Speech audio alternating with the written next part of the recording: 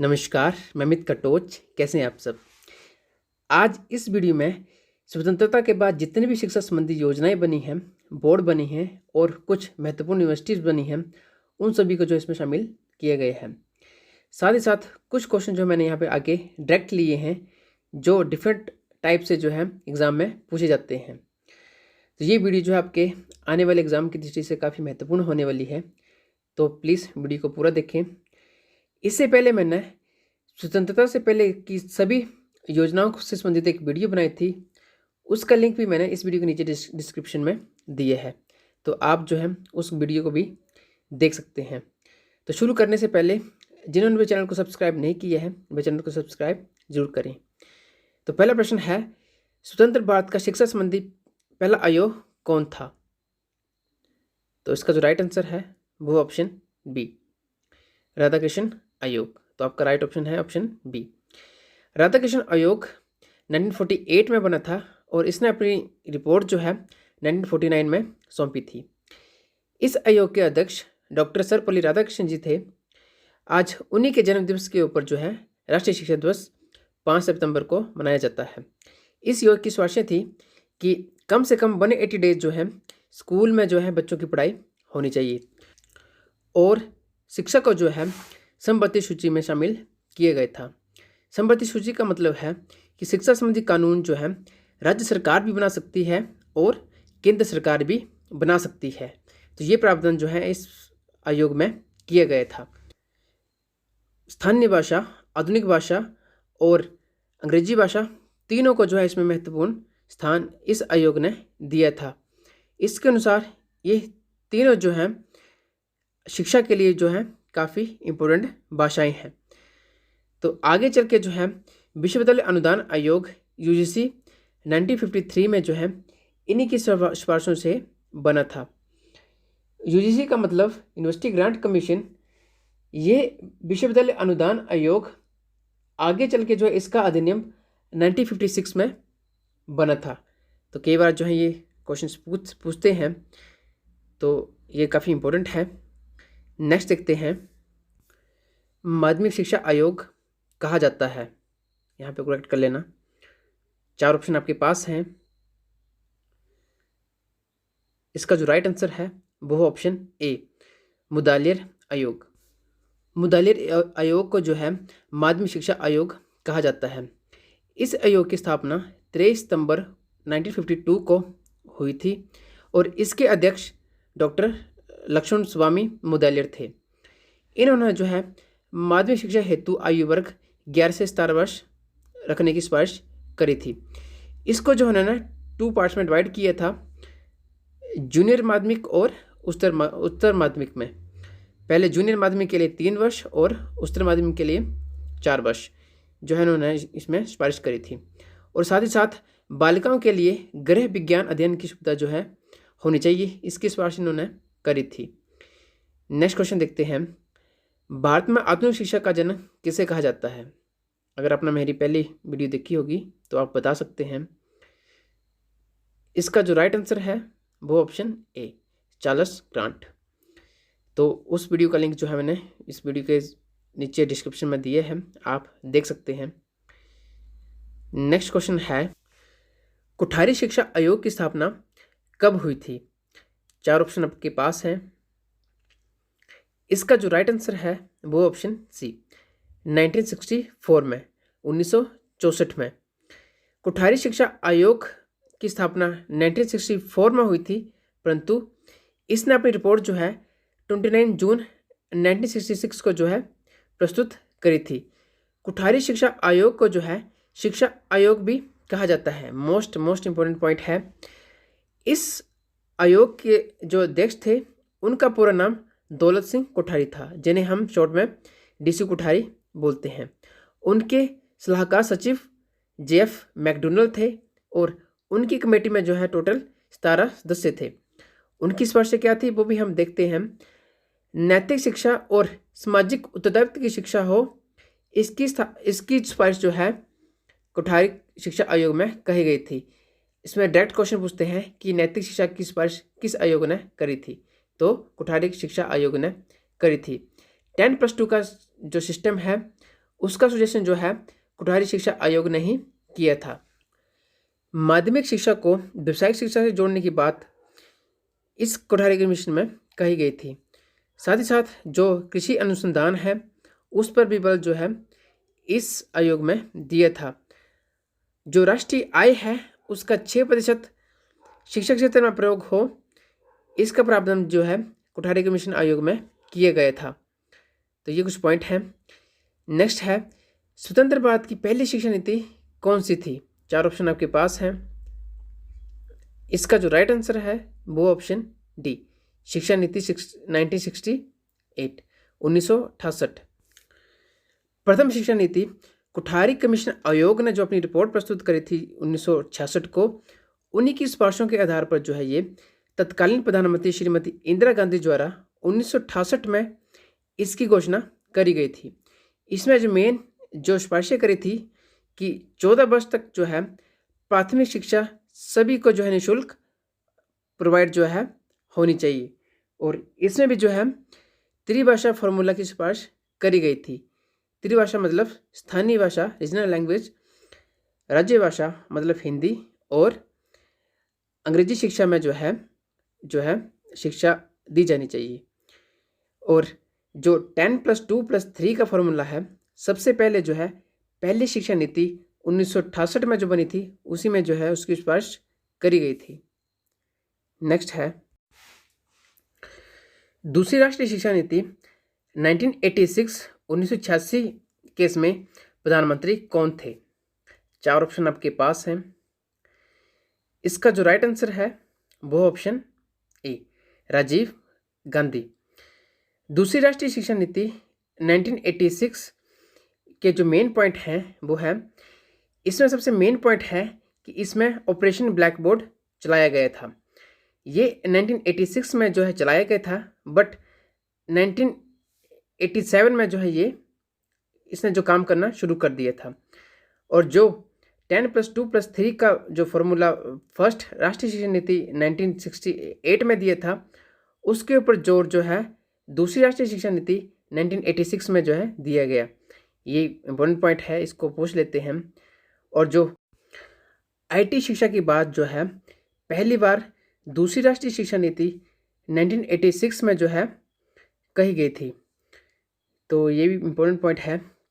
और इसी शिक्षा नीति के अंतर्गत राष्ट्रीय मुक्त विद्यालय और ग्रामीण विश्वविद्यालय का सुझाव आगे चलकर जो है दिया गया, तो ये भी इम्पोर्टेंट है। इस शिक्षा नीति के कुछ ड्रॉबैक भी थे, उनसे संबंधित कुछ कमेटियां बनी थी, जैसे राममूर्ति समिति 1990 में बनी थी, जनार्दन समिति 1992 में बनी थी, और यशपाल समिति 1992-93 में बनी थी। इन सभी की समीक्षा के आधार पर जो है राष्ट्रीय शिक्षा नीति 1986 का संशोधन जो है 1992 में किया गया था।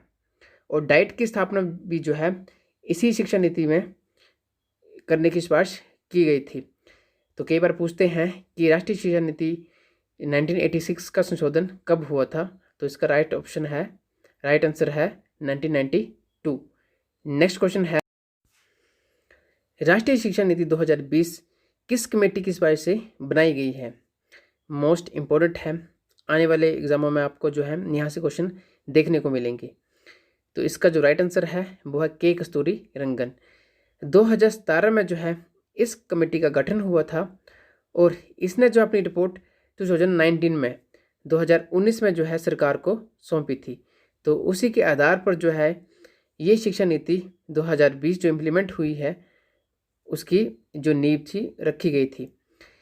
राष्ट्रीय शिक्षा नीति 2020 से संबंधित मैंने एक वीडियो पहले बनाई है, उसमें मैंने MCQ की फॉर्म में जितने भी क्वेश्चन नई राष्ट्रीय शिक्षा नीति 2020 से बनते हैं उन सभी को मैंने उस वीडियो में शामिल करा है।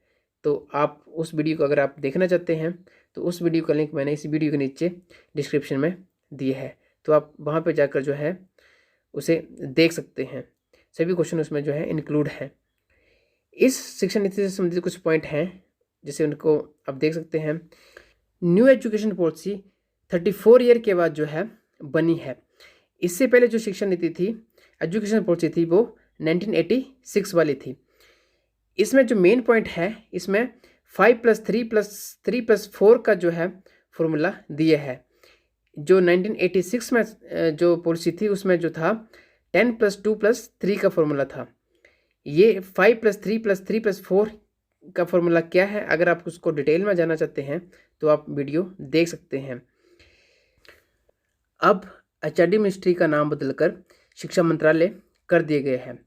पहले भी जब देश आज़ाद हुआ था तो इसका नाम शिक्षा मंत्रालय ही था, बट आगे चलकर प्रधानमंत्री श्री राजीव गांधी जी ने जो है इसका नाम एचआरडी मिनिस्ट्री कर दिया था, मानव संसाधन मंत्रालय कर दिया था, बट अब फिर से जो है इसका नाम बदलकर शिक्षा मंत्रालय कर दिया गया है।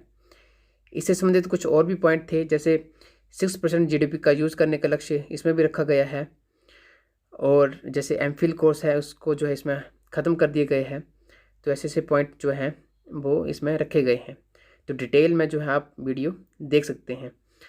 नेक्स्ट क्वेश्चन है, कुछ महत्वपूर्ण क्वेश्चन हैं जो डायरेक्ट कॉम्पिटिटिव एग्जाम में पूछे जाते हैं। तो फर्स्ट क्वेश्चन है, राष्ट्रीय साक्षरता मिशन कब शुरू किया गया? 4 ऑप्शन आपके पास हैं। इसका जो राइट आंसर है वो है ऑप्शन बी, 1988 1988 में। राष्ट्रीय शिक्षा नीति 1986 जो बनी थी उसी का जो आगे प्रावधान था उसी के अंतर्गत जो है ये मिशन चलाया गया था। तो काफ़ी इम्पोर्टेंट है ये भी, तो आपने इसको अपने माइंड में रखना है। नेक्स्ट है, NCTE national council for teacher education का गठन 1993 में किया गया। NCTE एक्ट कब पारित हुआ? 4 ऑप्शन आपके पास हैं। इसका जो राइट आंसर है वो ऑप्शन डी, 1995 में। NCTE national council for teacher education act जो है 1995 में जो है पारित हुआ। कई बार शॉर्ट फॉर्म में भी ये क्वेश्चन कई बार देखा गया है, तो कई बार ऐसे पूछा गया है कि कौन सी संस्था जो है टीचर से संबंधित है। तो इसका जो राइट आंसर होगा वो कौन सा होगा? NCTE होगा। तो ये भी आपने जो है इसकी फुल फॉर्म भी जो आपने अपने माइंड में रखनी है। नेक्स्ट है, मानव संसाधन मंत्रालय द्वारा NCERT का गठन कब किया गया? 4 ऑप्शन आपके पास हैं। NCERT की फुल फॉर्म दी है।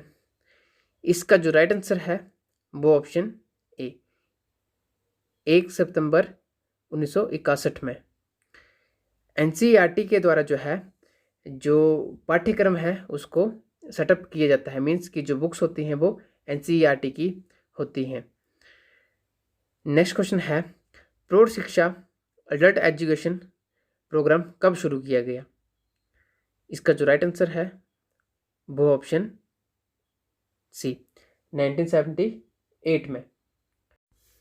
नेक्स्ट क्वेश्चन है, इग्नू का गठन कब हुआ? Indira Gandhi national open university. 4 option आपके पास हैं। इसका जो राइट आंसर है वो है ऑप्शन ए, सितंबर 1985 में। इग्नू का गठन जो है तत्कालीन प्रधानमंत्री श्री राजीव गांधी द्वारा किया गया था। नेक्स्ट क्वेश्चन है, राष्ट्रीय मुक्त विद्यालय का गठन कब किया गया? National open school. इसका जो राइट आंसर है वो ऑप्शन डी, 1989 में। नेशनल ओपन स्कूल जो है ये भी जो राष्ट्रीय शिक्षा नीति NEP 1986 में बनी थी उसी की रिकमेंडेशन थी, उसके द्वारा जो है आगे ये बनी थी। नेक्स्ट क्वेश्चन है, CBSE central board of school education केंद्रीय माध्यमिक शिक्षा बोर्ड का गठन कब हुआ? इसका जो राइट आंसर है वो ऑप्शन बी, 1929 में।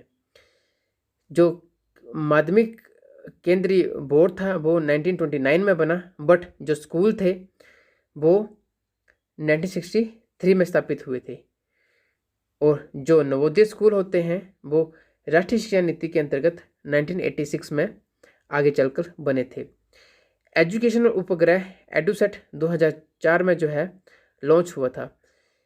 इसका फ़ायदा ये था कि जो हम कनेक्टिविटी के थ्रू से जो आपस में जुड़ते हैं वो एडुसेट के थ्रू जो हम जुड़ते हैं। मीन्स कि जो टीचर्स है और जो स्टूडेंट है वो कहीं से भी जो है आपस में एक दूसरे से बात प्रश्न आपस में कर सकते हैं। शिक्षा को 1976 में जो अमेंडमेंट हुई थी 42, उसके अंतर्गत जो है संपत्ति सूची में डाला गया था। ये प्रावधान जो है पहले किस में किया गया था, राधा कृष्ण आयोग में जो इसकी सिफारिश रखी गई थी, बट इम्प्लीमेंट कब हुआ, 1976 में जो 42 अमेंडमेंट हुई थी उसमें जो है ये इम्प्लीमेंट हुआ था। तो ये भी इम्पोर्टेंट पॉइंट है, तो आपने जो है इसको भी अपने माइंड में रखना है। नेक्स्ट है इंटीग्रेटेड चाइल्ड डेवलपमेंट सर्विस योजना कब शुरू की गई। इसकी शॉर्ट फॉर्म है ICDS। इसका जो राइट आंसर है वो है ऑप्शन डी, 1975 में। इसका जो लक्ष्य था कि जो कंक्लूसिव जो एजुकेशन होती है, मींस जो इंटीग्रेटेड चाइल्ड डेवलपमेंट होती है, उसको जो है इसमें हासिल करने का लक्ष्य रखा गया था। नेक्स्ट है UGC यूनिवर्सिटी ग्रांट कमीशन विश्वविद्यालय अनुदान आयोग अधिनियम कब पारित हुआ। ये आंसर मैंने पहले भी बताया था। इसका जो राइट आंसर है वो ऑप्शन बी, 1956 में। जो राधा कृष्ण आयोग था उसकी सिफारिशों के आधार पर जो है ये 1953 में बना था, बट जो अधिनियम है वो कब बना था, 1956 में बना था। नेक्स्ट क्वेश्चन है मिड डे मील योजना कब शुरू की गई। इसका जो राइट आंसर है वो है ऑप्शन सी, 1995 में। मिड डे मील स्कीम जो है सबसे पहले तमिलनाडु जो स्टेट है उसने इम्प्लीमेंट करी थी। आगे चलकर जो है ये 2004 के करीब जो है सभी स्टेट्स में जो है इम्प्लीमेंट हो गई थी। तो इसको आप डिटेल में चेक कर लेना।